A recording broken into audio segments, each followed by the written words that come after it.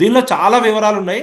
ఇంకా ఈ కేసు అనేది మాట్లాడదాం. ఇంకా చాలా మాట్లాడదాం. కేసులు ఉన్నాయి. గవర్నమెంట్ నుంచి వాళ్ళ రియాక్షన్ ఏదో చూద్దాం. దయాకర్, నమస్తే అన్న. నమస్తే అన్న. అదే మీరు విధంగా మన కోర్టు తీర్పును స్వాగతిస్తున్నారా? ఇప్పటికీ మీరు ఇంకా అదే వైఖరితో ఉన్నారా? What next? గౌరవిస్తాం, కోర్టు తీర్పుని గౌరవిస్తాం. ఇవాళ గ్రూప్ 1 పరీక్ష పైన తెలంగాణ హైకోర్టు కీలక తీర్పు ఇచ్చినటువంటి సందర్భంలో గతంలో ఏదైతే ప్రకటించిందో జనరల్ ర్యాంకింగ్ లిస్ట్ రద్దు చేస్తూ మళ్ళీ మెయిన్స్ ని రివాల్యుయేషన్ చేయాలని ఒక ఆదేశించింది. దాన్ని గౌరవిస్తా ఉన్నాం మేము. ఒక హైకోర్టు ఒక అత్యున్నత న్యాయస్థానంగా మనం గౌరవించాల్సింది. దీని పట్ల కూడా ఒక అటానమస్ బాడీగా రాజ్యాంగబద్ధ సంస్థ ఉన్నటువంటి టీజీపీఎస్సీ కూడా కొన్ని హక్కులు, విద్యార్థుల భవిష్యత్తు దానిపైన కూడా ఒక కీలకమైన నిర్ణయం తీసుకునే అవకాశాలు కూడా ఉన్నాయి. ఆ తీర్పును కూడా సవాల్ చేస్తూ, రివాల్యుయేషన్ సవాల్ చేస్తూ కూడా టీజీపీఎస్సీ ఒక కీలకమైన నిర్ణయం తీసుకుంటుందని మనం భావిస్తా ఉన్నాం. ఇది ప్రభుత్వానికి సంబంధం లేని అంశం. మీరు ఏమంటున్నారు? రాజ్యాంగబద్ధ చేయకుండా పైకి అప్పీల్ చేయడమేనా? డివిజన్ బెంచ్ ఆర్ సుప్రీం కోర్టుకి అప్పీల్ చేయడమేనా? నేను రివాల్యుయేషన్ హైకోర్టు ఇచ్చిన తీర్పుని మేము గౌరవిస్తాం. దాన్ని బట్టి ఇప్పుడు టీజీపీఎస్సీ కూడా ఒక ఒక న్యాయబద్ధ, ఒక రాజ్యాంగబద్ధ సంస్థ కాబట్టి ఆ రాజ్యాంగబద్ధ సంస్థ ఏ నిర్ణయం తీసుకుంటుందని కూడా మనందరం కూడా వేచి చూడాల్సింది. ఇప్పుడు విద్యార్థుల భవిష్యత్తు కోసమే ఆ నిర్ణయాలు తీసుకుంటది తప్ప, ఎందుకంటే ఇక్కడ ఉన్నటువంటి జనరల్ ర్యాంకింగ్ ప్రకటించినటువంటి మెరిట్ అభ్యర్థులు కూడా మళ్ళీ వాళ్ళు కూడా కోర్టుకి వెళ్ళే అవకాశాలు ఉంటాయి కదా. నేను అనేది ఇప్పుడు నష్టపోయిన విద్యార్థులు, అక్కడికి వచ్చే అవకాశాలు వచ్చిన విద్యార్థులు, మెరిట్ విద్యార్థులు కూడా గతంలో మీరు అందరూ చూసారు. ఇదే సోమాజిగూడ వేదిక కూడా మెరిట్ ర్యాంకింగ్ కూడా నిరుద్యోగ అభ్యర్థులు మేము ఎంతకాలం మేము కష్టపడి చదివినాము, మేము ఎక్కడ కూడా ప్రభావం కాలే, మేము ఒక మెరిట్ విద్యార్థులం కాబట్టి మేము కష్టపడి మాకు ర్యాంకులు వచ్చినాయి అనే విధంగా కొంతమంది విద్యార్థుల నుంచి విజ్ఞప్తులు వచ్చినాయి. అది ఏది ఏమైనా ప్రభుత్వం, కాంగ్రెస్ ప్రభుత్వం వచ్చిన తర్వాత గ్రూప్ 1 అనే అంశాన్ని 11 ఏళ్ల తర్వాత నిర్లక్ష్యంగా, నిర్వీర్యంగా జరిగినటువంటి సందర్భంలో గత పాలకులు జరిగినటువంటి అంశాన్ని మనం లేవనెత్తకుండా ఒక అత్యంత పారదర్శకంగా నిర్వహించింది. అత్యున్నతంగా న్యాయబద్ధ రాజ్యాంగబద్ధ సంస్థ కోర్టు తీర్పిచ్చింది. సరైన నిర్వహించలేదు, ఇప్పుడు జరిగింది తప్పు అని బయట తెలిసిన తర్వాత కూడా ఆలోచించకుండా ముందుకెళ్ళడం వల్లే కదా ఈ తీర్పు కాదా? ఇప్పుడు కొందరు విద్యార్థులు, అభ్యర్థులు మనం ఎక్కడ కూడా అత్యంత పారదర్శకంగా వివరించడానికి గత తప్పిదాలను మళ్ళీ రిపీట్ కాకుండా ఉండడానికే అక్కడ ఉన్నటువంటి టీజీపీఎస్సీ అధికారులు అత్యంత జాగ్రత్తతో వహించినటువంటి సందర్భం. దాన్ని ఎక్కడ కూడా మనం గుర్తుపెట్టుకోవాలి. గతం పేపర్ లీకేజీలు కావచ్చు, 2 సార్లు రద్దు కావచ్చు, దీన్ని నిరుద్యోగ అభ్యర్థులు తీవ్రమైన ఆవేదనతో గతంలో అనేక ఆత్మహత్యలకు పాల్పడి తీవ్రమైన ఆవేదనతో అన్రెస్ట్ లో ఉన్న నిరుద్యోగులు ఉన్నారు. కాబట్టి ఆ అవకాశాలు మళ్ళీ ప్రభుత్వం ఇవ్వకూడదనే ఉద్దేశంతో టీజీపీఎస్సీ అత్యంత కట్టుదిట్టంగా, అత్యంత భద్రతతోని వ్యవహరించింది. ఇంతవరకు మన జర్నలిస్ట్ విట్లన్న గారు కూడా మాట్లాడారు. ఇవాళ ఒకే సెంటర్ లో ఎక్కువ మంది విద్యార్థులు చెకింగ్ కావచ్చు, 2 సార్లు మెయిన్స్ కు ఒకటి, ప్రిలిమ్స్ కు ఒక హాల్ టికెట్. మనం గతంలో అదే అభ్యర్థుల విజ్ఞప్తి మేరకు కూడా టీజీపీఎస్సీ ఉన్నటువంటి అధికారులు కావచ్చు, చైర్మన్ గారు నివృత్తి చేశారు. అది ఏమైనా విద్యార్థుల భద్రత కోసం ఉన్నటువంటి మనం దాని ఒక సీక్రెట్ దాని కోసం మనం చేసినామనే, గతంలో తప్పిదాలు జరగకుండా మనం భద్రత కోసం చేసినామనే అంశాన్ని కూడా వాళ్ళు వెల్లడించారు. కాబట్టి మీ ప్రభుత్వానికి దెబ్బనే కదా ఇది. ఇప్పుడు నేను అనేది అది దెబ్బలాగా మనం భావించట్లేదు. ఇక్కడ కూడా కోర్టు చాలా అగ్రెసివ్ ఉన్నారు. తెలంగాణ దయాకర్ అంటే మొత్తం అన్ని వైరల్ అయ్యే వీడియోలే కదా. ఖబర్దార్ చూసుకుందాం, మేము గౌరవిస్తా ఉన్నాం, గౌరవిస్తా ఉన్నాం, ఒక రాజ్యాంగబద్ధ సంస్థని మనం గౌరవిస్తాం. కాబట్టి ఇవాళ టీజీపీఎస్సీ ఒక రాజ్యాంగబద్ధ సంస్థ కూడా దాన్ని అప్పీల్ చేసి సింగిల్ బెంచ్ కి వెళ్లి మరింత ఎక్కడ ఉన్నటువంటి అభ్యర్థులకు ఎక్కడ అన్యాయం జరగకుండా చూసుకోవాల్సిన బాధ్యత కూడా వ్యవహరిస్తుందని మేము నమ్ముతా ఉన్నాం. కాబట్టి దీన్ని ఒక రివాల్యుయేషన్ కి వెళ్ళాలన్నా పైకి వెళ్ళాలన్నా ఏం చేయాలి? మీ అభిప్రాయం చెప్పండి సార్. ఇప్పుడు కోర్టు రివాల్యుయేషన్ చేయమన్నది, ఒక రివాల్యుయేషన్ కూడా కాకపోతే రద్దు చేయాలని చెప్పింది. కానీ రివాల్యుయేషన్ చేస్తే కూడా అభ్యర్థులకు కొంత ఉపయోగం జరుగుతుంది కదా. నేను అనేది తప్పిదాలు జరిగినాయనే రివాల్యుయేషన్ లో తప్పిదాలు అక్కడికి మీలాంటి వాళ్ళు తప్పు లేదు చేయండి అని అంటే ఓకే సరే, మళ్ళీ ఎవరైతే అన్యాయం అనుకో వాళ్ళకి న్యాయం జరుగుతుంది కదా. దాన్ని మేము స్వాగతిస్తా ఉన్నాం. హైకోర్టు తీర్పును మేము గౌరవిస్తాం. ఇది రాజకీయ ఎజెండాగా చూడొద్దు. ఇంతకుముందు మన వృద్ధివన్న గారు ఇది రాజకీయ ఎజెండాగా చూడొద్దు, ఇది పొలిటికల్ కాదు.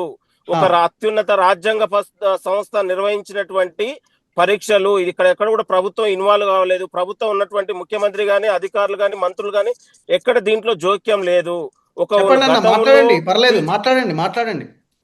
ఇప్పుడు మీరు దయచేసి ముఖ్యమంత్రి గారి పైన కాంగ్రెస్ ప్రభుత్వాన్ని మేము తిట్టం అనుకుంటే అది మీ అజ్ఞానానికి నిదర్శనం. అది ఇక్కడ ప్రభుత్వానికి సంబంధం లేదు. ఇప్పుడు కాంగ్రెస్ ప్రభుత్వం వచ్చిన తర్వాతనే మేము అత్యంత చిత్తశుద్ధితో నిరుద్యోగుల భవిష్యత్తు పట్ల వ్యవహరించింది. గత పాలకులు లేని తీరుగా మనం ఒక నిజాయితీతోని, నిబద్ధతతో గవర్నమెంట్ కూడా ఇదే వైఖరితో ఉండాలి. మేము స్వాగతిస్తున్నాము, మేము రీవాల్యుయేషన్ చేస్తాం ఖచ్చితంగా. సరే కోర్టే చెప్పింది కదా అని అంటే ఓకే, ఎస్, గవర్నమెంట్ కొంత మెట్టు దిగిందని నిరుద్యోగులు కూడా భావిస్తారు. ఏమంటారు? అది గవర్నమెంట్ కు సంబంధం లేదు. ఇది గవర్నమెంట్ ఇది ప్రభుత్వానికి హెచ్చరించినది. గవర్నమెంట్ కే సంబంధం.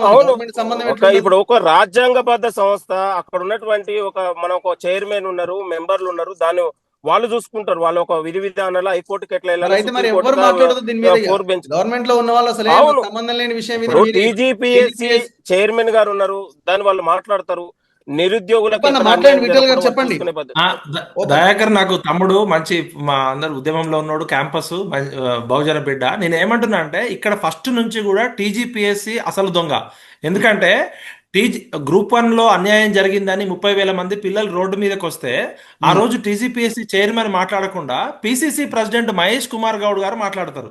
అసలు మహేష్ కుమార్ గౌడ్కి ఏం సంబంధము, పొన్నం ప్రభాకర్కి ఏం సంబంధము, ముఖ్యమంత్రికి దయాకర్ గారు ఒక మాట చెప్తున్నారు, ఇది పూర్తిగా రాజ్యాంగబద్ధ సంస్థ, ప్రభుత్వానికి పార్టీకి సంబంధం లేదంటే మరొక రాజ్యాంగబద్ధ సంస్థ పిల్లలు వెళ్తే పోలీసులతో పెట్టి కనీసం అపాయింట్మెంట్ కూడా ఇవ్వట్లే. గ్రివెన్స్ సెల్లో 108 కంప్లైంట్లు ఇచ్చినాం, మెయిల్స్ కి రిప్లై ఇయ్యదు. ఏమన్నా మాట్లాడితే టీజీపీఎస్సీ చైర్మన్ కి ఫోన్ చేస్తే కేసులు పెడుతున్నారు. చాలా మంది పిల్లలు టీజీపీఎస్సీ చైర్మన్ ఫోన్ కి చేస్తే వాళ్ళ మీద కేసులు పెడతారని బెదిరిస్తున్నాడు. అశోక్ సార్ని అరెస్ట్ చేసిర్రు, జనార్దన్ కొట్టించారు. నేను ఏమంటున్నా అంటే అసలు ఒక రాజ్యాంగబద్ధ సంస్థ గురించి పిసిసి ప్రెసిడెంట్ మహేష్ కుమార్ గౌడ్ గారు అర్ధరాత్రి మంత్రులతో సమావేశం చేసి టీజీపీఎస్సీ తరపున మాట్లాడాల్సింది మహేష్ కుమార్ గౌడ్ గారు మాట్లాడడము, లేకపోతే గతంలో కేసీఆర్ మాట్లాడడము ఏంటి? అసలు రాజ్యాంగబద్ధ సంస్థకున్న విలువల్ని మనం ఎక్కడైనా పాటిస్తున్నామా? 5 పిల్లలు ఆత్మహత్య చేసుకున్నారు. టీజీపీఎస్సీ ఏమన్నా కసబా? ఆయన ఏమన్నా తిహార్ జైల్లో ఉన్నాడా? ఆయన కలవడానికి పోతే 100 మంది పోలీసులు. ఇది పూర్తిగా నేను చెప్తున్నా దయాకర్ భాయ్, మనము నిరుద్యోగుల కోసము, విద్యార్థుల కోసం కొట్లాడిన వాళ్ళము. పార్టీల స్టాండ్ తీసుకోవాల్సినప్పుడు పార్టీల స్టాండ్ తీసుకోవడంలో తప్పులేదు. కానీ ఇది టీజీపీఎస్సీ ఒక 3 చైర్మన్లు పేపర్ లీకేజ్ అయింది, జనార్దన్ రెడ్డి పారిపోయిండు. జనార్దన్ రెడ్డి దగ్గర పనిచేసే ఒక part time employee, contract employee girl friend కోసం పుట్నాలు బఠానీలు అమ్మినట్టు జిరాక్స్ సెంటర్లలో అమ్మిర్రు. తర్వాత మహేందర్ రెడ్డి అనే వ్యక్తి 9 నెలలు వచ్చిండు. ఆయన తన ప్రతాపం కోసం పోలీసుల్ని పెట్టి ర్యాపిడ్ యాక్షన్ ఫోర్స్ పెట్టి ఎక్కడన్నా టీజీపీఎస్సీ చైర్మన్ విద్యార్థులు వస్తామంటే మాట్లాడతాడు, చర్చ చేస్తాడు. కానీ ర్యాపిడ్ యాక్షన్ ఫోర్స్ పెట్టి అర్ధరాత్రి అమ్మాయిలు ఎత్తుకపోయారు. ఆ రోజు తెల్లవారుజామున పృథ్వన్న నేను పోయి తెల్లవారుజామున 6 గంటల వరకు ఉన్నాం. అంటే ఈ టీజీపీఎస్సీ ఏమన్నా పోలీస్ ఫోర్స్ పెట్టి దమనకాండ చేస్తే అయిపోతుంది. ఇది ఖచ్చితంగా దయాకరణ మీకు చెప్తున్నాం. మార్పు రావాలి, కాంగ్రెస్ రావాలంటే మనం నిరుద్యోగులు, విద్యార్థులు అంతా కలిసి కాంగ్రెస్ పార్టీని అధికారంలో తీసుకున్నాం. నేను 31 నియోజకవర్గాల్లో తిరిగి కాంగ్రెస్ కండవ వేసుకొని తిరిగిన. అయితే ఇక్కడ ఏమైతుందంటే రేవంత్ రెడ్డి గారిని కొంతమంది అధికారులు తప్పుదోవ పట్టేయడము, రేవంత్ రెడ్డి గారు కూడా అదే మొండి వాదనకు వెళ్ళడం. అసలు టీజీపీఎస్సీకి ఉన్న manual guide lines UPSC standards ప్రకారం ఉండాలి. నార్మలైజేషన్ చేయలేదు, మోడరైజేషన్ చేయలేదు. యూపీఎస్సీ ప్రమాణించే ఎటువంటి ప్రమాణాలు పాటించకపోవడం వల్లనే ఇవాళ కోర్టులో టీజీపీఎస్సీ ఓడిపోవాల్సి వస్తుంది. ఇప్పటికైనా నిరుద్యోగులకి, బాధితులకు అండగా ఉండాలి, న్యాయం వైపు నిలబడాలని కోరుతున్నా. రైట్. ఇది పొలిటిసైజ్ అవుతుందా పృథ్వీరాజ్ గారు? ఏమన్నా ఇప్పుడు వాళ్ళు దీన్ని రాజకీయం చేసి రేవంత్ రెడ్డి మీద, కాంగ్రెస్ మీద బురద జల్లే ప్రయత్నం మాట్లాడతా. ఇప్పుడు విఠలన్న గాని, వృద్ధువన్న గాని, ఇంకా ఉన్నటువంటి కొందరు కావచ్చు, వీళ్ళు మాట్లాడేటప్పుడు ప్రభుత్వాన్ని, కాంగ్రెస్ ప్రభుత్వాన్ని తిడుతున్నప్పుడు ఖచ్చితంగా పిసిసి ప్రెసిడెంట్ ఆయనకు ఒక పిసిసి చీఫ్ కాబట్టి మాట్లాడాల్సి వస్తుంది. గతంలో జీవో 29 నెంబర్ అంశం కావచ్చు, 29 జీవో కావచ్చు, 55 జీవో అంశం, దాని మీద అనేక ఉన్నటువంటి నిరుద్యోగులకు విజ్ఞప్తులు వచ్చినప్పుడు గాంధీ భవన్ లో నిరుద్యోగులతో కూర్చొని మాట్లాడాడు. పార్టీ దృష్టికి వచ్చినప్పుడు, ప్రభుత్వం దృష్టికి వచ్చినప్పుడు, పార్టీని తిట్టుతున్నప్పుడు ఖచ్చితంగా ఇన్వాల్వ్ అవుతారు, ఎక్కడ కూడా లోపాలు ఉన్నాయని. కాబట్టి ఇది పార్టీ, మీరు దయచేసి మాట్లాడేటప్పుడు ఎవరైనా పొలిటికల్ రంగుగా మాట్లాడొద్దు. ఇవాళ కాంగ్రెస్ ప్రభుత్వం వచ్చిన తర్వాత 20 నెలల తర్వాత జరిగిన ఉద్యోగాలలో ఎక్కడైనా లీకేజ్ కానీ, ఎక్కడైనా ప్యాకేజీలు కానీ, ఎక్కడైనా చిన్న లోటుపాట్లది ఎక్కడైనా జరిగిందా? దాన్ని నిరూపించగలుగుతారా? ఇప్పటికీ కూడా గ్రూప్ 1 లో తీర్పు, ఇలా హైకోర్టు ఇచ్చిన తీర్పులో కూడా ఎక్కడ కూడా అవకతవకలు జరగలేదని ఇచ్చింది. ఎక్కడైనా లీకేజ్ జరిగినాయి, లేకపోతే అవకతవకలు జరిగిన ఏమైనా పోస్టులు అమ్మిరని తీర్పు ఇచ్చారా? విద్యార్థి నిరుద్యోగులు ఏమంటే అప్పీల్ చేశారు, మాకు వాల్యుయేషన్ లో సరైన ఫ్యాకల్టీ అనుభవం లేని వాళ్ళతో దిద్దిచ్చారు కాబట్టి మాకు మార్కులు తక్కువ వచ్చినాయి, మళ్ళీ దీన్ని పెట్టాలనే ఉద్దేశంతో అభ్యర్థులు కోర్టుకు వెళ్ళారు. కానీ మరి గ్రూప్ 1 పరీక్షలో ఎక్కడైనా దీన్ని ఎక్కడో కొండంతా మనం తిప్పుకొచ్చి ప్రభుత్వ లోపాలు, కాంగ్రెస్ ప్రభుత్వ లోపాలు, ముఖ్యమంత్రి లోపాలు ఇవి మాట్లాడదు దయచేసి. నేను అన్నది ఎక్కడైనా లీకేజ్ చూద్దాం. ఇష్యూ పొలిటిసైజ్ చేస్తున్నారు అన్నది దయాకర్ చెప్తున్న మాట. ఇష్యూని పొలిటిసైజ్ చేయకండి. సో వాళ్ళు కోర్టుకు వెళ్ళారు, కోర్టు ఒక జడ్జిమెంట్ ఇచ్చింది, దాన్ని గౌరవిద్దామని దయాకర్ అంటున్నాడు. ఇప్పుడు మేము కూడా మనందరం కూడా దానికి లోబడే కదా మాట్లాడేది. ఎవరు మాట్లాడినా దానికి లోబడే జడ్జిమెంట్ కి లోబడే మాట్లాడుతున్నాం కదా. పొలిటిసైజ్ చేయొద్దు అంటే ప్రభుత్వాలను అక్కడ పెట్టింది అన్ని పారదర్శకంగా నడపాలనే ఉద్దేశంతో కదా చేసేది కూడా. ఈ ప్రభుత్వం, ఈ కాంగ్రెస్ ప్రభుత్వం వచ్చేటందుకు కూడా అందరి శ్రమలతోటే వచ్చి వాళ్ళు కూర్చున్నారు. ఓకే, చాలా మంది ఆలోచనలు ఫిజికల్ గా, మెంటల్ గా ఎంతో స్ట్రెయిన్ అయ్యి డిఫరెంట్ గా జనాన్ని మోటివేట్ చేస్తేనే కదా. ఇప్పుడు అజ్ఞానులు విజ్ఞానులు అంటే జనం అయితే అజ్ఞానులు ఏం కాదు. ఆ స్వేచ్ఛ ఎవరిది వాళ్ళకి ఆ స్వేచ్ఛ ఉంటది. ఆ స్వేచ్ఛ తీసుకొని పోయి జనం దగ్గర పోతే ఎవరిది వాస్తవమో ఎవరిది అవాస్తవమో జనం తెలుసుకుంటారు కదా. అది మనం ఏదో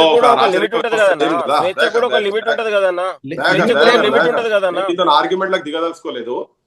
నేను నీతో ఆర్గ్యుమెంట్ లో దిగదలుచుకోలేదు. దయాకర్ భాయ్, నువ్వు లీడరు, మేము జనం పుత్తం తిరుగుతున్నాం పైసాబ్. ఎందుకు లేలే నేను ఒక్క నిమిషం. అరే దయాకర్ భాయ్, అరే నువ్వు అంత మాట్లాడుతుంటే కౌంటర్లు ఎందుకు? కానీ నీతో నేను చర్చకు దిగదలుచుకోలేదు. నేను మేమేం మాట్లాడినా కూడా నువ్వు చెప్తే ఎట్లా పైసాబ్? మాకు అర్థం కాదు. అది మేము చెప్తాం, అది అవునో కాదో జనం డిసైడ్ చేసుకుంటారు కదా. ఇలా రాజకీయం ఉందా లేదా అనేది జనం కూడా ఎరికే, విద్యార్థులు ఎరికే, నీకు కూడా ఎరికే. నువ్వు కూడా గతంలో మాట్లాడినాయి కదా ఇవన్నీ. బీఆర్ఎస్ గవర్నమెంట్ మీద మాట్లాడలేదా? నువ్వు అన్నాడు గవర్నమెంట్ తిట్టలేదా? బీఆర్ఎస్ ను కేసీఆర్ తిట్టలేదా? తిట్టకుంటేనే అప్పుడు ఉద్యోగాలు రాలేదని తిట్టకుంటేనే అయిందా? సో ఇప్పుడు మనలో వాటికే నీ బాధ్యత నువ్వు మాట్లాడుతున్నావు కావచ్చు. కానీ ఏంటంటే వాస్తవాలు ఏందనేది జనానికి చెప్పాల్సిన బాధ్యత ఉంటది. అది నీ బాధ్యత నీకెంత ఉంటుందో నీకుంటది. నువ్వు పార్టీలు ఉన్నావు కాబట్టి మాకేం బాధ్యత ఉన్నదో మాకు అంతే ఉంటది. నువ్వు ఇటు సైడ్ ఉన్నప్పుడు మాకన్నా ఎక్కువ మాట్లాడాను. నువ్వు కూడా మాట్లాడతారు, నువ్వు కాదు చాలా మంది మాట్లాడినావు అప్పుడు అందరూ. అందుకే అంటున్నా, అందరు కలిస్తేనే ఆడదానికి వచ్చింది. రాజకీయ పరమైన అంశము కాదు అనేది కాదు. ఎందుకంటే జనాలు చచ్చిపోయిన వాళ్ళు ఉన్నారు చాలా మంది. ఇప్పుడు ఇన్ని రోజులు ఇంత ట్రౌమా గురైంది కదా. సో ఇప్పుడు గతం ఇట్లా చేసిన వాళ్ళ మీద కూడా ఏం కేసులు కూడా ఏం కాలేదు, ఆ బాధ్యత తీసుకోలేదు. ఇప్పుడు వాళ్ళు తప్పు చేసిననే కదా ఇప్పుడు వచ్చింది కూడా సక్రమంగా జరగాలని. ఈ సక్రమంగా కూడా జరుగుతున్న లేదు. కోర్టు మొత్తం ఆర్డర్ మొత్తం ఇచ్చిన తర్వాత దాంట్లో ఇంకేమేమి లూప్ హోల్స్ ఉన్నాయి ఏందనేది మొత్తం బయటకు వచ్చిన తర్వాత అప్పుడు మాట్లాడతాం. ఇంకా ఏమేమి ఉన్నాయో ప్రజలకు ఇప్పుడు మనం అనుకొని నమ్ముకొని